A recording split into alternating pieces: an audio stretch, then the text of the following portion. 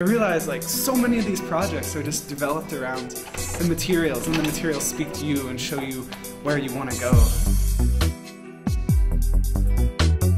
The Material Connection system is a collection of the most innovative and advanced materials. The 500 material samples are organized in a dynamic shelving system. Each material card displays information about the physical properties, process of manufacture, sustainability attributes, and examples of application. Individual students could explore materials in the collection, and entire classes could base projects in the materials.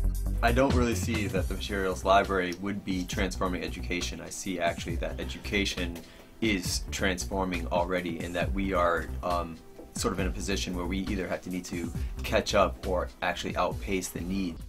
In the School of Planning, one of the things that we're always challenged with is that we're fairly removed from the building process itself. And so we're thinking about urban design and streetscapes, but we're not necessarily out there interacting with the materials that we use in the built environment.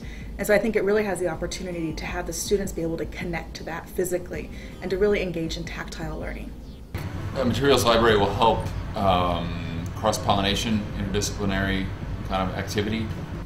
Universities, and particularly these universities, focusing on interdisciplinary activities, interdisciplinary research. So it's not unusual these days for DAP to coordinate things with business college, to engineering, CCM, medicine. Some of that almost always happen.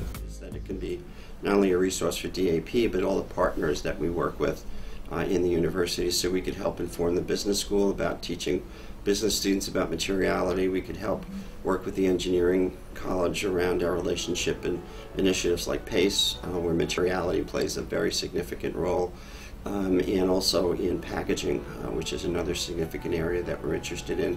Has a lot of impact in the healthcare work that we're doing with the medical school and their impact on medical device design. Our students, they're a bright group, especially in product design. They are going out and sourcing materials already.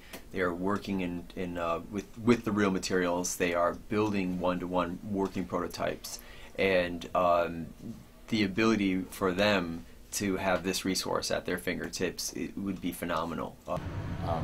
Get students walking amongst students from other schools, perusing materials, because the materials are a shared resource, and we as artists can apply them in experimental ways.